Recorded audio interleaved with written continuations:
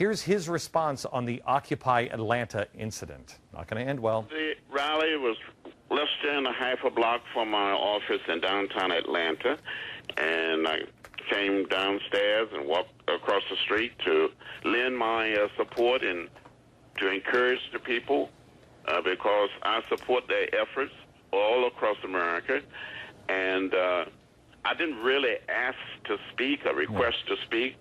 Several people wanted me to speak, but they wanted to finish their business, and I could speak later. But I didn't have the time to wait around because I had another engagement across town. Yeah, sure, Congressman Lewis. I'm sure. Congressman, open your eyes. Wake up. These are not Martin Luther King. Martin Luther King, do you think Martin Luther King, you should be ashamed of yourself. Were you there with Martin Luther King or not? The answer is yes, sir. Do you think Martin Luther King would have been tolerating anyone defecating on a police cruiser? Having sex under tarps? I've read the rules of the protesters, sir, that you signed. Live the laws and the life of Jesus. That ain't it, Jack. This is a different kind of protesters.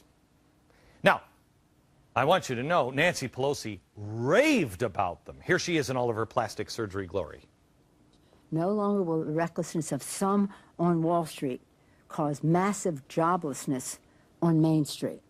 And God bless them for their spontaneity. It's, it's an independent people coming. It's young. It's spontaneous. Yes. It's focused. And it's going to be effective. Really, Nancy? There you are with John Lewis. When conservatives protested the health care bill, you did everything you could to provoke the crowd by walking right through them against all advice from all security. You walked right through them. You failed to get a reaction, and then you lied, claiming to have been spat on, and somebody used the N-word. Where's the proof of that? All the cameras around? All of the cameras. You have the video in the crowd. You have it from all different angles, the entire walk, not one bit of evidence. And yet, you trotted that out again this weekend. In defense of a crowd that denied Congressman Lewis the chance to address the crowd.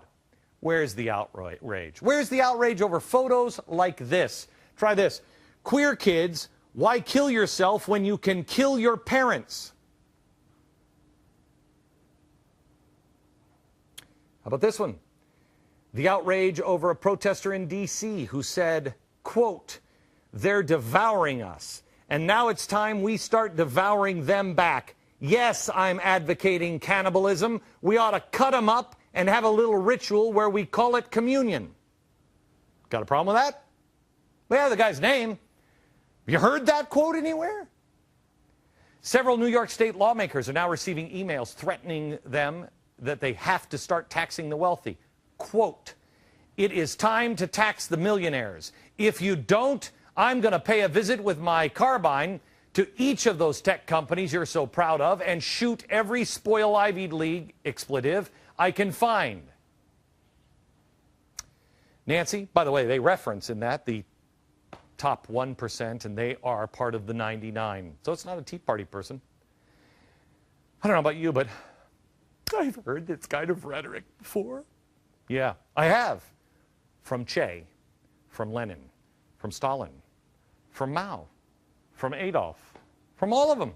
It always ends the same. It always just starts the same way and ends the same way.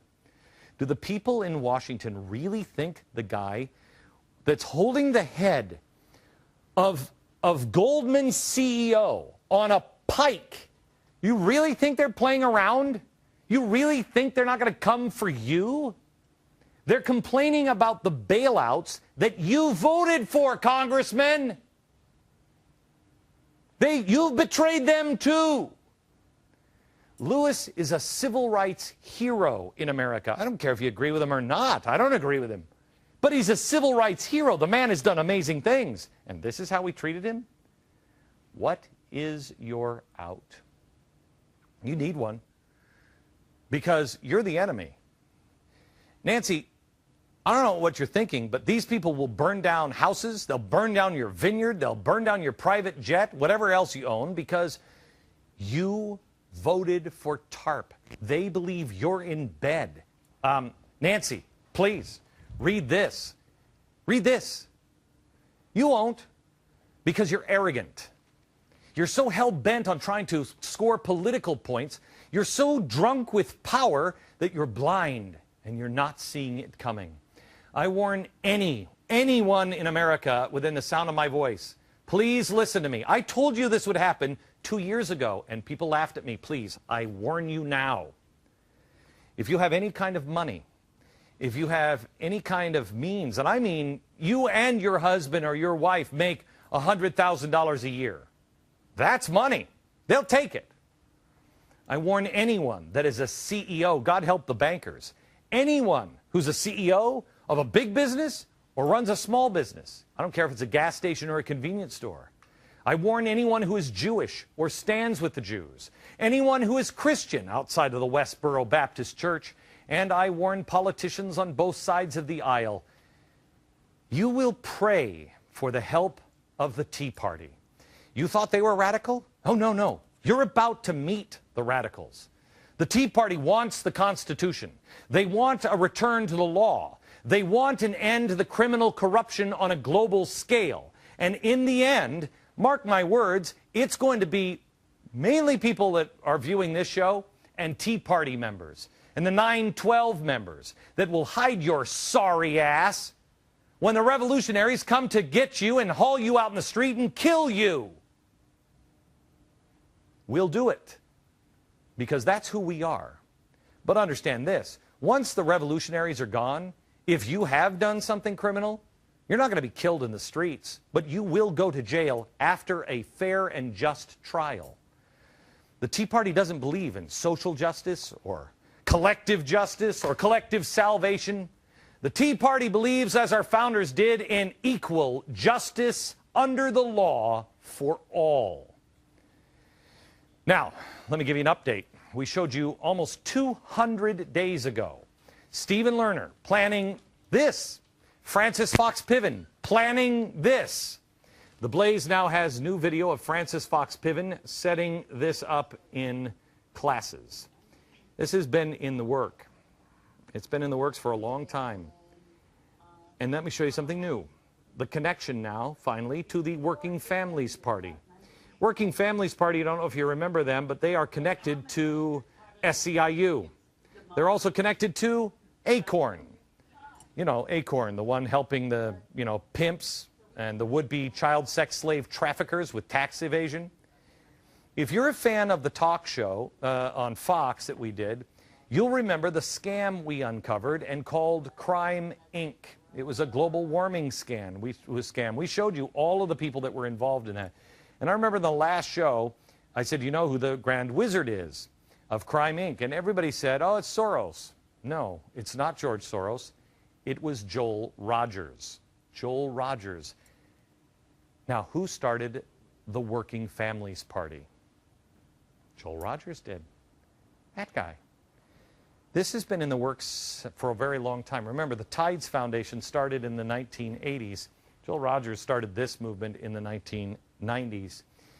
They are paying people now, the Working Families Party, paying people to protest at the morally depraved mosh pit that is Occupy Wall Street. Quote, fight to hold Wall Street accountable now. Make a difference and get paid. Right there. And by the way, I just want you to know, this has all been scrubbed from the internet. You'd think the people who are in bed with Google would know that. Let me go back to Joel Rogers. Joel Rogers is the guy in the 1990s who said this in The Nation. The Democratic Party has an abusive relationship with the progressives.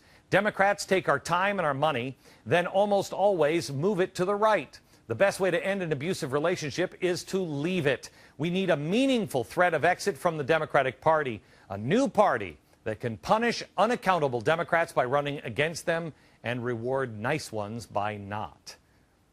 They had their intent on destroying the Democratic Party, and they have. They've gotten inside and they've destroyed it.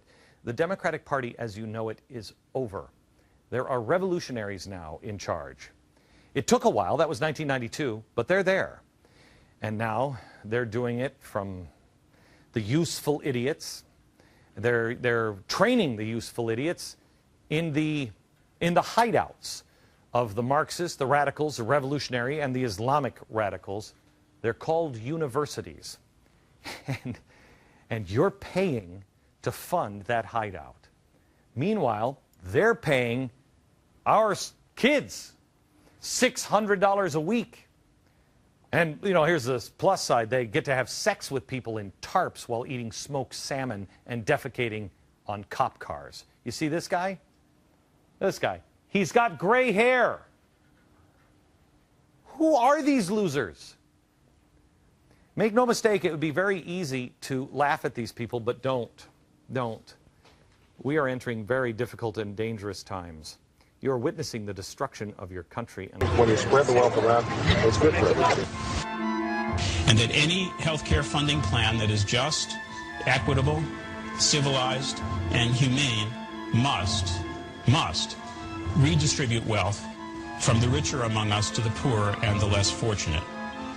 Excellent health care is by definition redistributional. Are you then calling for the redistribution of wealth in society? Absolutely, without any hesitation. That's what the gospel is all about. And then the third lesson and tip actually come from two of my favorite political philosophers, Mao Zedong and Mother Teresa, not often coupled with each other. But the two people that I turn to most. Generally speaking, we get the joke. We know that the free market is nonsense. We know that the whole point is to game the system, to beat the market, or at least find someone who'll pay you a lot of money because they're convinced that there is a free lunch. We know this is largely about power, that it's an adults-only, no-limit game. We kind of agree with Mao that political power comes largely from the barrel of a gun. Workers of the world unite. It's not just a slogan anymore, it's a way we're going to have to do our work. I think the debate for the new generations, instead of capitalism or socialism, is we're going to have both, and then which proportion of each should we have in order to make this all work? It's a much more sensible debate. But the dream was not to put one black family in the White House. The dream was to make everything equal in everybody's house. If what you mean by economic equality is floors for everybody and ceilings for everybody, well, floors, absolutely. Ceilings, probably.